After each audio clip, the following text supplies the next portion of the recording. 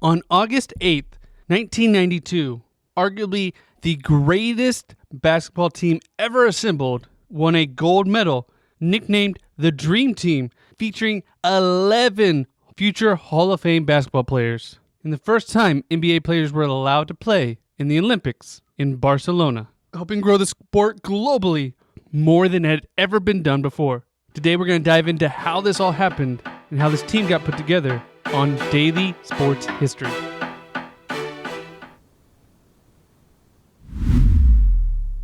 Welcome to Daily Sports History. I'm Ethan Reese, your guide to a rapid deep dive into sports history every day. And today's trivia question to listen out for was, this team allowed one college player, and what future Hall of Fame basketball player did Christian Laettner beat out for that spot?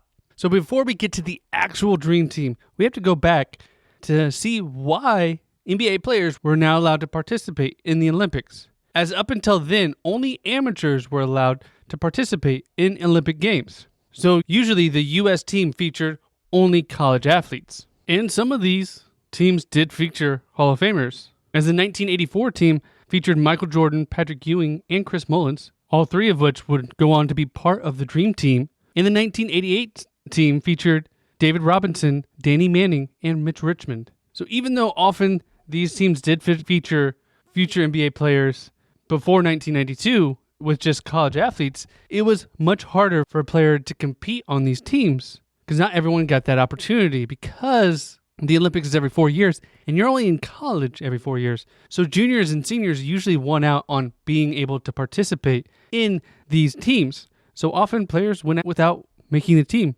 which was the case for many of the players that actually did participate in the Dream Team. But that wasn't the only problem. Another problem was many other small professional leagues were starting across the world, including in Europe and in the Soviet Union, which meant those teams were actually having professional players actually participate on their teams, whereas the NBA, which was a professional league, did not allow the players to play. And the NBA actually didn't really want their players to play at the time. They were worried about injury risk, challenges in scheduling, and would NBA players want to participate, because to participate meant they weren't able to get paid while they played for it. They would just be representing their country. But in 1989, FIFA, the Federation of International Basketball Association, got together and voted to allow professionals to participate in international events, including the World Cup and the Olympics. Not everyone guaranteed, as the vote went 56-13, and the Soviets actually proposed another rule where they allowed each team to have up to 2 NBA players, but that was rejected. So this allowed the chance for NBA players to participate, but the only question was who would want to. And by the Olympic rules, you only allowed 12 players. So they needed to choose what 12 players they would want to participate. And they actually went to Michael Jordan first, who was, at the time, the best player in the league, just coming off of winning a championship. And they thought if they could get him, they could get anyone else. But he was unsure if he wanted to join, as he didn't want to be the only one. He wanted to make sure other people joined, that he would be playing with, colleagues, the best of the best. So he waited. He said, let me hear who else you get. And then they went to Magic Johnson. Now, Magic Johnson had actually at this time retired from the NBA due to contracting HIV. But there was many challenges that people didn't want to play with him because of his HIV, as we talked about in a previous episode. He had fought through a lot of adversity and actually participated in the 1992 All-Star Game, even though he wasn't a part of the LA roster throughout that year. But he agreed to it. But despite all that challenges, he still loved the game, and he wanted a chance to represent his country, as he wasn't able to due to the time he played in college. And his rival, and one of his good friends, Larry Bird, was in the same situation. Although he didn't have a disease like Magic, he was getting old and had major back problems. But Magic talked him into joining and said, hey, we're going to have a great team. You only need to play like 10 minutes a game. And that's exactly. So once they got Magic and Larry, everyone else wanted to join. After Magic and Larry joined, they were able to get Scottie Pippen, John Stockton, Karl Malone, Patrick Ewing, Chris Mullins, David Robinson, and Charles Barkley, and later would add Clyde Drexler.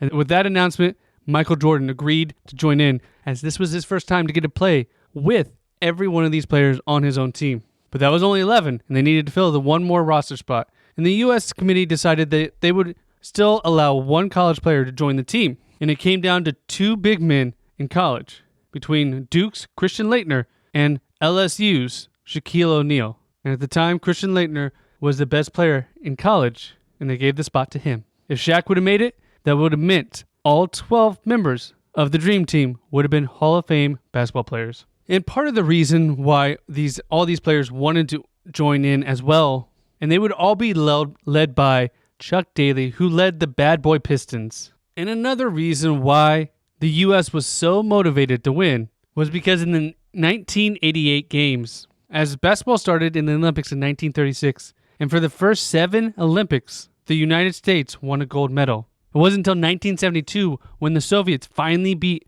the U.S. But in 1976, they would go on to win it back and win it in 1984. But again in 1988, the Soviet Union won the gold medal as the United States didn't even finish second and won bronze. After their worst showing ever in the Olympics, the U.S. wanted to show that they were the top country in basketball in the world. And they continued to do that, except for in 2004, when they again got bronze. But the reason why there's been more of a challenge for the U.S. recently in the Olympics is because of this 1992 Dream Team, as it grew the popularity of basketball throughout the world. And one notable guy that was left off of this roster was Isaiah Thomas. So now that the team was assembled, they needed to get together to practice before they could go play, as you can't just put together a team and not practice. And so they put together a squad of college players to scrimmage against. And this featured future championship-winning coach Bobby Hurley and Grant Hill, Penny Hardaway, Allen Houston, and Chris Webber. So they were going against a great group of future NBA players and all-stars. And the crazy thing is, this team, going against the Dream Team, would beat them in the first game the Dream Team played together, with a final score of 62-54.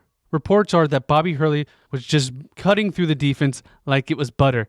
But later, we find out that the coach, Chuck Daly, may have been throwing the game, as he kept Jordan out of the game most of the time and wouldn't really change or do any kind of coaching. He would just have the players play in hopes that they would lose, which meant after this happened, he could say, "See, you guys can be beat by anyone on any day," humbling them and bringing them actually together. And they would go on to face that same team the next day and destroy them, as they were playing unselfish, playing together, playing as a team, which really got them ready for the chance to qualify and win the gold. So in June 1992, the Dream Team needed to qualify for the Olympics, so they went to the Tournament of the Americas, which is now known as AmeriCup, where all the countries in North and South America face off for the chance to make the Olympics. And in the first game, they faced Cuba, who were just happy to be playing against all these NBA players. And the Dream Team went on to win 106-57. And they would go on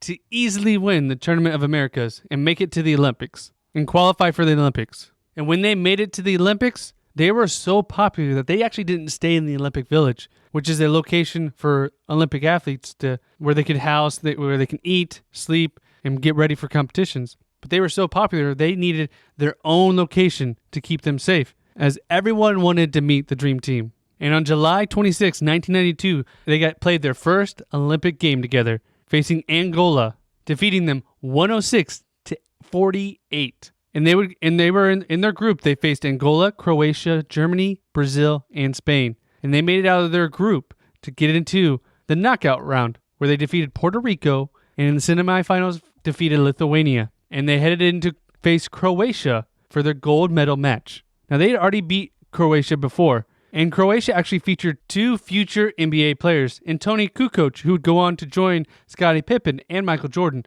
in their second three-peat, and Dezarian Petrovic, who would become an all-star with the New Jersey Nets before his untimely death after just playing in the NBA for a few seasons. So they had great talent. And coming into the game, actually, Charles Barkley was the leading scorer for the U.S. team. But this game was dominated by Jordan, as he wanted to make sure they got the gold medal, as he scored 22 points, with 6 other members of the team being in double figures. At halftime, they only led by 14, but they would continue their strong showing, dominating down in the paint and scoring at will, finishing the game 117-85, the closest competition they had their entire time together as a team besides their scrimmage game against the college kids, bringing pride back to the U.S. team and making basketball center stage in America once again. Now, following this, NBA players have consistently played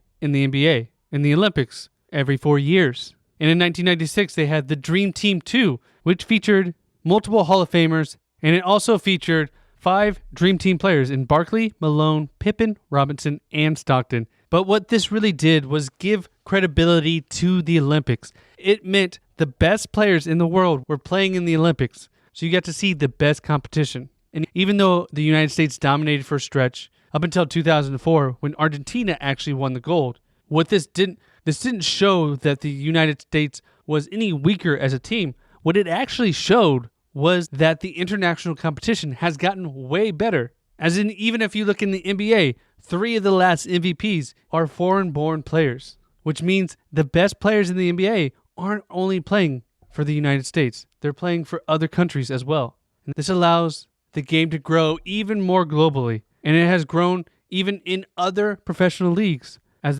there's professional leagues in Europe, China, Australia, which promote great leagues. And we've seen players come from those leagues to play in the NBA and have success as well. So the game is growing, and this was one reason why, because it allowed everyone the chance to see the best players play at the Olympics. And maybe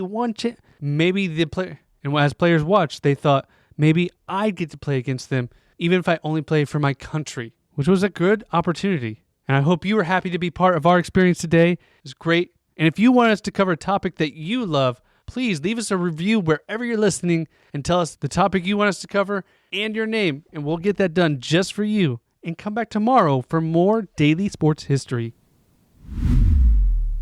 And did you catch the answer to the trivia question today? The final spot for the Dream Team was given to a collegiate player. And what Hall of Famer did Christian Laettner beat out for that final spot? And that was future NBA legend Shaquille O'Neal.